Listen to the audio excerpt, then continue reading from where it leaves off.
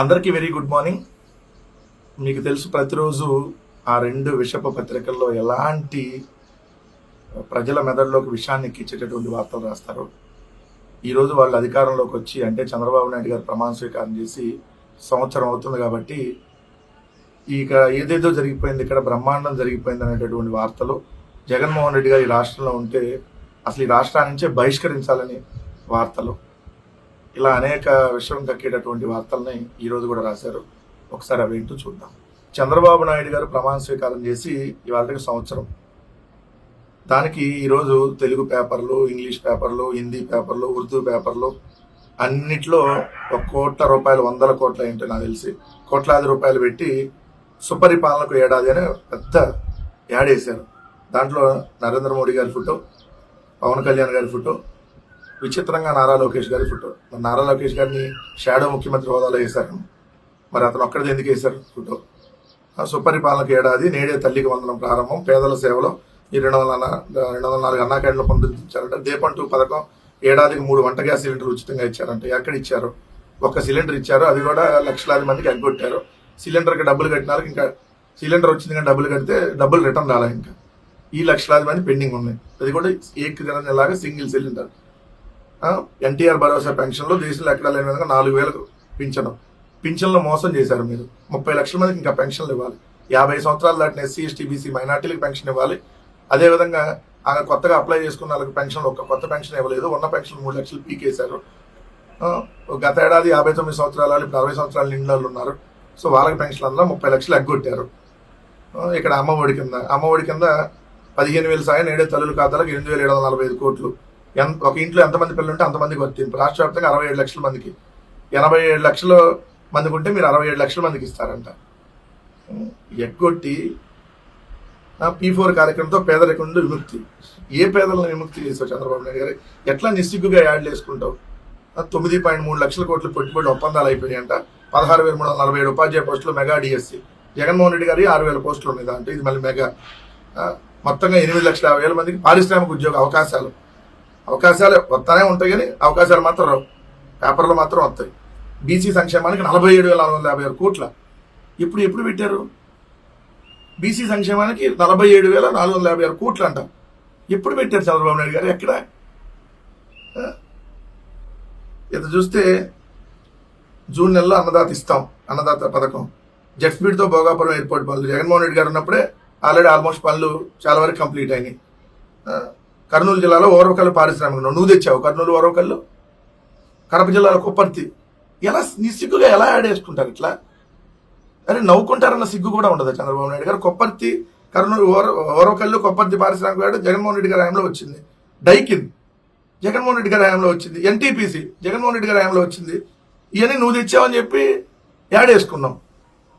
సుపరిపాలనకి ఏడాది అన్నావు కదా. సుపరిపాలన అంటే ఏంటి? ఇంటింటికి రేషన్ అందేది ఎత్తేస్తే అది సుపరిపాలన. ఇంటింటికి పెన్షన్ అందకపోతే సుపరిపాలన అయిద్దా? ఇంటింటికి ఫ్యామిలీ డాక్టర్ తీసేస్తే సుపరిపాలన అయిద్దా? ఏదైతే ఇంటింటికి వాలంటీర్లు తీసేస్తే సుపరిపాలన అయిద్దా? ఏ పథకం కావాలన్నా లంచాలు ఇస్తే అది సుపరిపాలన అయిద్దా? అన్నదాతకు 1 రూపాయి కూడా ఏడాదిలో ఇవ్వకపోతే సుపరిపాలన అయిద్దా? మహిళలకు 1 రూపాయి కూడా ఏడాదిలో ఇవ్వకపోతే సుపరిపాలన అయిద్దా? నిరుద్యోగులకి 1 రూపాయి కూడా నిరుద్యోగులు ఇవ్వకపోతే సుపరిపాలన అయిద్దా? ఏ విధంగా సుపరిపాలన అయింది? 188 అత్యాచారాలు ఒక ఏడాదిలో, 15 అత్యాచార హత్యలు, 9 ఏళ్ల బాలికల్ని అత్యాచారం చేసి హత్య చేస్తే శవం దొరకదు. ఇది సుపరిపాలన. ఎలా సుపరిపాలన? 390కి పైగా హత్యలు జరిగినాయి నీ హయాంలో. ఇక ఎక్కువ ఏడాదిలో నడి రోడ్డు మీద కిరాతంగా నడుపుతున్నారు. మీ వాళ్ళు చంపుతున్నారు, మీ వాళ్ళు వైఎస్ఆర్సీపీ వాళ్ళని చంపుతారు, ఎవరిని చంపుతారో తెలియదు. ఇలాంటి పరిస్థితులు. ఇది సుపరిపాలన ఎట్లా అయింది? అత్యాచార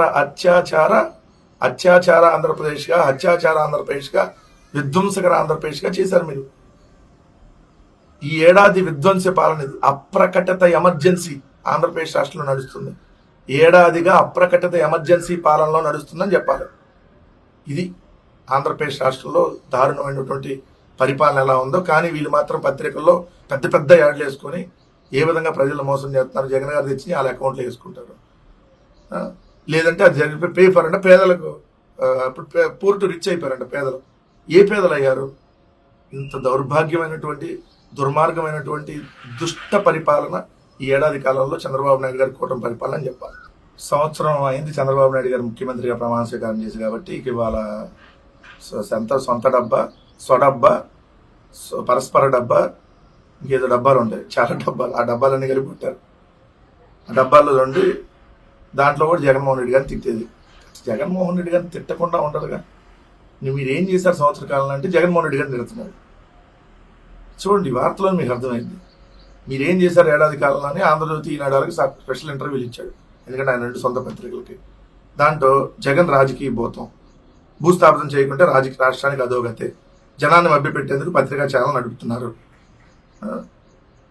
ఏడాది సంబరం, ఆగస్టు 15 బస్సు ఇస్తాం, P4 ప్రభుత్వంతో మహిళలకు 1500 ఇస్తాం.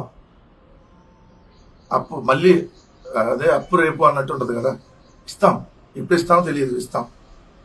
2019 ఎన్నికల్లో ఓటమి 2 ప్రధాన కారణాలు అంటే వైసీపీ దుష్ప్రచారాన్ని అడ్డుకోలేకపోవడం, కార్యకర్తలను సమాయత్తం చేయకపోవడం అంటారు.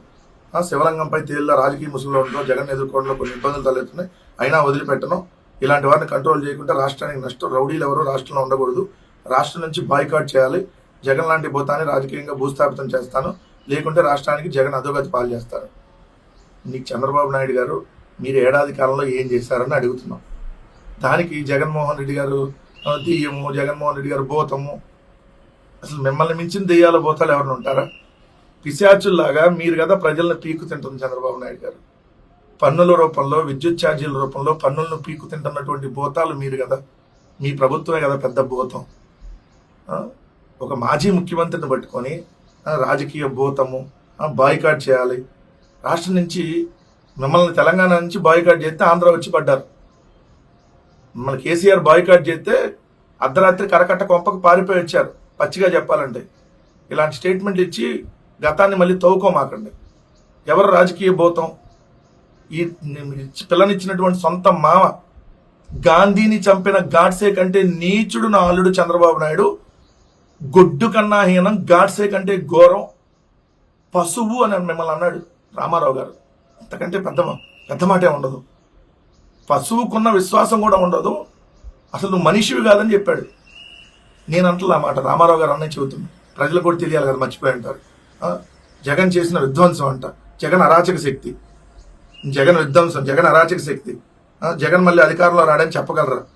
జగన్ మళ్ళీ అధికారంలో ఇవ్వకూడదని ప్రజలు కన్విన్స్ చేయగలిగిన నమ్మకం నాకుంది. అంతేలే, రోజు అబద్ధాలు ఆడి ఏదో ఒక విధంగా జనాలని మభ్య పెడతావు. జగన్ రాకూడదు అని ఉంటేనేమో దించేయాలి. ఇలానే అబద్ధాలు చెప్పారు కదా, ల్యాండ్ టైటిలింగ్ యాక్ట్ అని, మీ భూములను ఎత్తుకుపోతున్నారని, 30,000 మంది మహిళలు మిస్ అయ్యారని, పూర్ టు రిచ్ చేస్తా, సంపద సృష్టించేస్తా.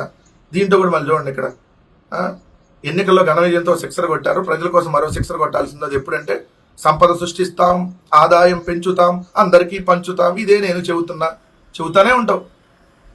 ఇప్పుడు కాదు, ఇంకో 4 ఏళ్ళని చెబుతానే ఉంటావు. ప్రతిరోజు ఆయన చెప్పేది సంపద సృష్టిస్తాం, మళ్ళీ రేపు అడిగినా సంపద సృష్టిస్తాం, వచ్చే సంవత్సరంలోనే సంపద సృష్టిస్తాం, ఆదాయం పెంచుతాం. అది సంపద సృష్టించేది లేదు, ఆదాయం పెంచేది లేదు. ఈ స్టేట్మెంట్ మాత్రం ప్రతిరోజు ఉంటుంది. అప్పు రేపు అన్నట్టు, మళ్ళీ రేపు వెళ్తే అప్పు రేపు, అప్పు రేపు అని సేమ్ సంపద సృష్టిస్తాం. ఎప్పుడంటే సంపద సృష్టిస్తాం. ఇది ఈ రోజా రేపు ఏముండదు, ఏ రోజాడో సృష్టిస్తాం, పంచుతాం, పెంచుతాం. అదే ఉంది రాసా. ఇది ఎన్ని మీరే అన్నారా వీళ్ళు రాశారా? సంపద సృష్టిస్తాం, ఆదాయం పెంచుతాం, అందరికీ పంచుతాం. ఎప్పుడు? 2025, 26, 27, 28, 24 అన్నారు. 24 పోయింది ఆల్రెడీ. ఇలా ఉంటుంది. వీళ్ళు ఎంత దుర్మార్గంగా అంటే, ఈనాడు అగాధాలు పూడ్చుకొని అభివృద్ధి వైపు, కూటమి ప్రభుత్వం ఏర్పడే ఏడాది సందర్భంగా ఈనాడు ఈటీవీ ఇంటర్వ్యూలో ముఖ్యమంత్రి చంద్రబాబు అగాధాలు పూడ్చుకొని అంటే అభివృద్ధి వైపు దూసుకుపోతున్నారంట. ఏడమరి అభివృద్ధి అర్థం కాల. అన్ని పట్టాలెక్కి ఇచ్చేశారంట. 50 కిలోమీటర్లకు ఒక పోర్టు, ఉన్న పోర్టులు ప్రైవేట్ పరం చేయొద్దా బాబు, దయచేసి బాబు గారు. ఉన్న పోర్టులు ప్రైవేట్ పరం చేయమాకండి. ఉన్న మెడికల్ కాలేజీలు ప్రైవేట్ పరం చేస్తా, ఉన్న పోర్టులు ప్రైవేట్ పరం చేస్తా, మళ్ళీ 50 కిలోమీటర్లకు పోర్టు. స్టేట్మెంట్స్కి తక్కువేం లేదు.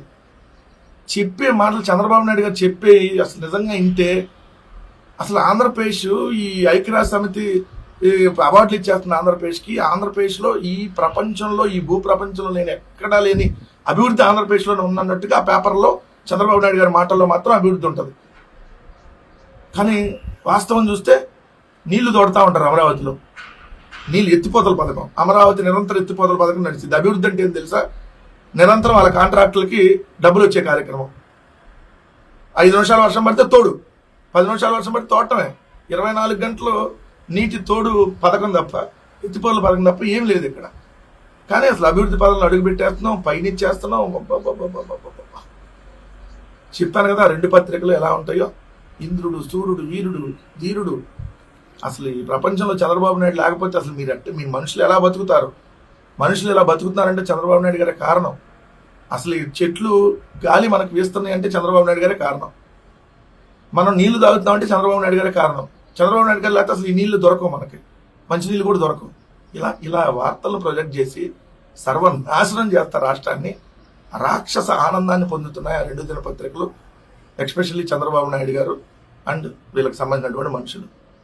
ఎలాంటి తప్పుడు వార్తలు రాస్తే ఈ 2 తప్పుడు పత్రికలు, ఈ 2 పత్రికల బతుకులే తప్పుడు బతుకులు. ఈ తప్పుడు పత్రికలు వాళ్ళ బతుకంతా తప్పుడు బతుకే కాబట్టి వార్తలు చూడండి. మహిళలపై రాళ్ళు చెప్పులు, జగన్ పర్యటనలో వైసీపీ మోక అరాచకం, బూతులు దుర్భాషలతో వీరంగం, అరాచకం వీరంగం. అమరావతి మహిళలకు జగన్ క్షమాపణ చెప్పాలన్నమే నేరం, ప్లకార్డులు నల్లబెల్లులతో నిరసన తెలపడం అతివల పాపం, పొదిల్లో రెచ్చిపోయి మరియు దాడులు, ఓ కానిస్టేబుల్తో పాటు మహిళలకు గాయాలు, డీఎస్పీ తాకిన చెప్పులు, ఇవేమీ పట్టించుకోని జగన్ సర్కారుపై చిందులు, డీజీపీకి ఆదేశం. మళ్ళీ రాసేది ఎవడో కానీ వీరంగం, నేరం, పాపం, దాడులు, చెప్పులు, చిందులు, ఆదేశం. అద్భుతంగా ఉంది కదా.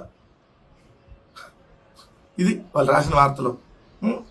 మహిళలపై చెప్పులు రాళ్ళు విసురుతున్న వైసీపీ కార్యకర్తలను ఫోటో వేశారు. జగన్ వెంట రౌడీ మోకలని ఎస్పీ స్టేట్మెంట్. ఒకవేళ నిజంగా ఇది ఎస్పీ గారు ఇచ్చిన స్టేట్మెంట్ అయితే విత్డ్రా చేసుకోవాలి ఎస్పీ గారు. మీరు రౌడీ మొక్కలు వచ్చారంటే, పొగాకు రైతులు మీ దృష్టిలో రౌడీ మొక్కలు అయితే బహిరంగ క్షమాపణ కూడా మీరు చెప్పాల్సి వచ్చింది. ఒకవేళ మీరు కానీ ఆ మాట అంటే మీరు చెప్పాలి. ఒకవేళ అనకుండా ఈ పత్రిక రాస్తే యాక్షన్ తీసుకోవాలి. ఇది గుర్తుపెట్టుకోండి. ఎస్పీ ఏఆర్ దామోదర్ గారు, ప్రకాశం జిల్లా ఎస్పీ గారిని, మీరు నిజంగా వైసీపీ మొక్కలు రాళ్ళు దాంట్లో తీవ్రంగా పరిగణిస్తున్నామని చెప్పి రౌడీ మొక్కలు ఉన్నట్లు ప్రాథమిక విచారణలో తేలిందని మీరు కానీ నిజంగా స్టేట్మెంట్ ఇస్తే, పొగాకు రైతులు మీ దృష్టిలో ఎవరైతే రౌడీ మొక్కల. 2, ఒక ఎస్పీగా మీ బాధ్యతను మీరు నిజంగా నిన్న సక్రమంగా నిర్వహిస్తే వాళ్ళకి పర్మిషన్ ఎట్లా ఇచ్చారు? తెలుగుదేశం పార్టీకి సంబంధించినటువంటి నాయకులు జగన్మోహన్ రెడ్డి గారి పర్యటనకి ఆటంకం కలిగించాలని, జగన్మోహన్ రెడ్డి గారి పర్యటన డిస్టర్బ్ చేయాలని చెప్పి వస్తే పర్మిషన్ ఎలా ఇచ్చారు ఎస్పీ గారు? నేను అడుగుతున్నా సూటిగా. Z+ కేటగిరీ ఉన్నటువంటి వ్యక్తి, ఒక మాజీ ముఖ్యమంత్రి, ఒక పార్టీ అధ్యక్షుడు, రాష్ట్ర ప్రతిపక్ష పార్టీగా ఉన్నటువంటి వైఎస్ఆర్ కాంగ్రెస్ పార్టీ అధ్యక్షుడిగా జగన్మోహన్ రెడ్డి గారు ఈ రాష్ట్రంలో పొగాకు రైతులకు సంబంధించి వస్తుంటే ఆల్రెడీ మీ నోటీసులో ఉండి మీ పర్మిషన్తోనే వస్తే అక్కడ తెలుగుదేశం పార్టీ రౌడీలకి మీరు ఎలా పర్మిషన్ ఇచ్చారని అడుగుతున్నా. ఎస్పీ గారు, డీజీపీ గారు సమాధానం చెప్పాలి. ఏం మీ ఇష్టం వచ్చినట్టుగా దాడులకి మీరే ఊసుగలుపుతారా? మీరు ఆ రెడ్ బుక్ రాజ్యాంగాన్ని ప్రోత్సహిస్తే మీకే ఈ రోజులు దెబ్బలు తగిలినాయి అదే తెలుగుదేశం అల్లరి మొక్కలతో. చూడండి, ఈరోజు మీరు ఇచ్చిన దాంట్లో చూస్తే ఇక్కడ తెలుగుదేశం వాళ్ళు వచ్చారని తెలుగుదేశం పత్రిక రాసింది ఈనాడులో. జగన్ మహిళలకు క్షమాపణ చెప్పాలంటూ జగన్ క్షమాపణ చెప్పాలంటూ మహిళలు పొదిల్లో నల్లబెల్లులతో నిరసన తెలియజేశారు. వారి ముందు నుంచి రోడ్ షో చేస్తూ నవ్వుతూ దండం పెడుతూ జగన్ ముందుకు సాగా, అది ఏడుతూ దండం పెడుతూ ముందుకు సాగుతారా? జగన్మోహన్ రెడ్డి గారు నవ్వుతూ దండం పెడుతూ ముందుకు సాగా ఆయన వెనకొస్తున్న వైకాపా కార్యకర్తలు మహిళలపై రాళ్ళు చెప్పులతో తెగబడ్డారు, బెదిరింపులకు పాల్పడ్డారు.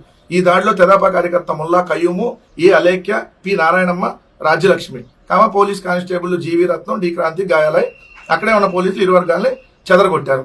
ఈ తెలుగుదేశం పార్టీ నాయకులకి జగన్మోహన్ రెడ్డి గారి పర్యటనకి ఏం సంబంధం? జగన్మోహన్ రెడ్డి గారి పర్యటనకి తెలుగుదేశం పార్టీ వాళ్ళకి ఎలా మీరు పర్మిషన్ ఇచ్చారు? నేను సూటిగా అడుగుతున్నా. అంటే మేము కూడా ఇప్పుడు చంద్రబాబు నాయుడు గారి పర్యటనకు వస్తే వైఎస్ఆర్సీపీ వాళ్ళకి అనుమతిస్తారా? మేము కూడా ధర్నా చేస్తాం, నిరసన తెలియజేస్తాం. అమ్మఒడి ఎక్కడ, ఆసరా ఎక్కడ, చేయూత్ ఎక్కడ, కొత్తగా ఒక పెన్షన్ ఎందుకు ఇవ్వలేదు, ఉన్న పెన్షన్ ఎందుకు తీసేస్తున్నారు, నిరుద్యోగ వృత్తి ఎక్కడ, ఆడబిడ్డనిది ఎక్కడ, మేము కూడా అడుగుతాం. రైతులు గిట్టుబాటు ధర ఎక్కడని పర్మిషన్ ఇస్తారా ఎస్పీ గారు? ఇష్టం వచ్చినట్టుగా మళ్ళీ ఇప్పుడు ఇది note this point, Jaganmohan Reddy గారి మీద, వైఎస్ఆర్ కాంగ్రెస్ పార్టీ నాయకుల మీద కేసులు పెట్టబోతుంది ఈ ప్రభుత్వం. నిన్న పొదిలి పర్యటనలో జగన్మోహన్ రెడ్డి గారి మీద, వైఎస్ఆర్ కాంగ్రెస్ పార్టీ నాయకులు కార్యకర్తల మీద, వందలాది మంది మీద కేసులు పెట్టి జైలుకు తిప్పబోతా ఉన్నారు, రాసుకోండి ఇది. అందుకని నేను చూడండి, హుటాహుటిగా పరామర్శకని వెళ్తే అరాచకం ఏంటి, అనుమతులు ఇస్తే అలుసుగా తీసుకుంటారా, మహిళలు పోలీసులపైన రాళ్లదాడి చేస్తారా, పొదిలి ఘటనపై చంద్రబాబు సీరియస్, చట్టపరంగా చర్యలకు డీజీపీకి ఆదేశం. చంద్రబాబుతో సమావేశమైన డీజీపీ పోలీసు అధికారులు. ఈ రాష్ట్రంలో 2 రోజులకు అత్యాచారం అఫీషియల్ గా పోలీసు రికార్డులో నమోదవుతుంటే నో డీజీపీ, నో సమీక్ష. 188 అత్యాచారాలు జరిగితే నో డీజీపీ, నో సమీక్ష, నో చంద్రబాబు. జగన్మోహన్ రెడ్డి గారి పర్యటనకు జనాలు వస్తే సమీక్ష, ఇంకా జనాలు రాకుండా కేసులు పెట్టేద్దామని. 15 అత్యాచార హత్యలు జరిగినాయి. మొన్నటికి మన అనంతపురంలో 14 ఏళ్ల బాలికని 14 మంది 9 ఏళ్ల బాలికని 14 మంది తెలుగుదేశం నాయకులు 6 నెలల పాటు అత్యాచారం జరిగితే నో సమీక్ష, నో డీజీపీ, నో గవర్నమెంట్. కానీ జగన్మోహన్ రెడ్డి గారి పర్యటనకు మాత్రం కేసులు పెట్టడానికి అత్యవసర సమావేశం అయ్యారంటారు ఇలా డీజీపీ చంద్రబాబు నాయుడు గారు. నిజంగా సిగ్గుపడాలండి. అత్యాచారాలు అయితే ఒక్కరోజు డీజీపీ సమీక్షలు లేవు, హత్యలు జరుగుతున్న సమీక్షలు నడి రోడ్డు మీద నరికి చంపుతుంటే సమీక్షలు లేవు. కానీ జగన్మోహన్ రెడ్డి గారి పర్యటనకి వెళ్తే జనాలు ఎందుకు వచ్చారు, ఇంతమంది జనాలు రాకూడదు, అంతమంది జనాలు వేసుకుని అసలు ఎందుకు వెళ్ళారు? మీకంటే జనాలు రారు, ఆయన పేరే జననేత, అందుకని ఆయన జనాలు వస్తారు. జనం కోసం జగన్, జగన్ కోసం జనం అనేది ట్యాగ్ లైన్. వెన్నుపోటుకి చంద్రబాబు నాయుడు అనేది మీకు ట్యాగ్ లైన్ అయితే, ప్రజలకు వెన్నుపోటు బట్టలో చంద్రబాబు నాయుడు అనేది మీ ట్యాగ్ లైన్ అయితే, జనం కోసం జగన్, జగన్ కోసం జనం అనేది జగన్మోహన్ రెడ్డి ట్యాగ్ లైన్. జన నాయకుడు, రియల్ హీరో, వస్తారు జనం. మీలాగా ఈవీఎంలతో ముఖ్యమంత్రి కాలేదు కదా ఆయన, జనాలు ఓట్లతో అయ్యాడు కదా. ఇప్పుడు కూడా మీరు అయింది ఈవీఎంలతో కాబట్టి వస్తారు. 67.27 లక్షల మందికి నేడు తల్లికి వందనం. తల్లుల బ్యాంకుల ఖాతాలో నేడు 8,745 కోట్లు జమ. గత ప్రభుత్వంతో పోలిస్తే 24.65 లక్షల మంది అదనమని రాశారు. చదువుకునే పిల్లలందరికీ తల్లికి వందనం అని చెప్పి మంత్రి నారా లోకేష్ గారు స్టేట్మెంట్. ఇది అఫీషియల్ గవర్నమెంట్ లెక్కల ప్రకారం యూడిఐఎస్సి రిపోర్ట్ ప్రకారం ఆంధ్రప్రదేశ్లో 61,373 స్కూళ్ళు ఉన్నాయి. 87,41,885 మంది ఎవరైతే పిల్లలు ఉన్నారు చదువుకునే వాళ్ళు, వాళ్ళందరికీ మీరు తల్లికి వందనం అంటే అమ్మఒడి మీరు ఇవ్వాలి అని అంటే మొత్తంగా 13,111 కోట్లు అవుతుంది. మరి మీరు ఇప్పుడు 8,745 కోట్లు ఇస్తామని అంటున్నారు. అంటే ఇప్పుడు మీరు ఇచ్చే డబ్బులు 58 లక్షల మందికే వస్తుంది. మరి ఇక్కడ 88 లక్షల మంది ఉన్నారు దగ్గర. అంటే 30 లక్షల మందికి మీరు కోత విధిస్తున్నట్లకే కదా. 30 లక్షల మంది ఇది పిల్లలకి ఎగనామా పెడుతున్నట్టే కదా. 30 లక్షల మంది తల్లుల్ని మోసం చేస్తున్నట్టే కదా మీరు. మరి ఇది తల్లికి వందనం ఎట్లయిద్ది? తల్లికి నయ వంచన అయింది కదా, తల్లిని వంచడం అయింది కదా. ఇది తల్లికి వందనం ఎలా అవుతుంది? సో పేరు మార్చేయండి. తల్లికి వంచన కార్యక్రమంలో మేము ఎంతమందికే ఇస్తున్నాం, ఇంతమంది తల్లుల్ని వంచాము, ఇంతమంది తల్లుల్ని మోసం చేశాము, ఇంతమంది అమ్మల్ని మోసం చేశాము అని చెప్పి ఈ పథకం పేరు మార్చండి. ఇప్పుడు ఇదైనా ఎప్పుడు ఇస్తారు? ఇప్పుడు లాస్ట్ ఏడాది ఇవ్వాలి, అది కూడా 15,000 కలిపి ఇవ్వాలి. 2 ఏళ్ళు కలిపి 30,000 ఇవ్వాలి, అది ఇవ్వలేదు. 13,000కి ఇస్తానంటే ఒకవేళ ఇప్పుడు 13,000 ఇస్తామని పెట్టారంట గైడ్ లైన్స్లో. 13,000 ఇస్తే మరి అది కూడా ఒకేసారి ఇస్తారా, వాయిదాల్లో ఇస్తారా, ఈరోజు మొత్తం ఇస్తారా చూద్దాం. కానీ చంద్రబాబు నాయుడు గారు ఏదైనా మసిపూసి మారేడుకాయ చేయగలరు అనేది మాత్రం ప్రజలకు మరోసారి అర్థమైంది. ఏదో మొన్న ఈ మధ్య ఒక రోజు 2 రోజుల మధ్యలో గ్యాప్ వచ్చింది ఈ వార్తకని అనుకున్నా, మళ్ళీ ఈరోజు వేసేసారు.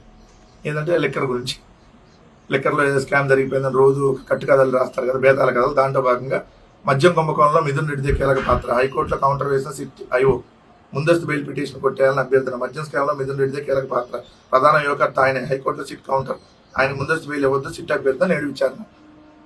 ఆయనతో కీలక పాత్ర ఎవరిది?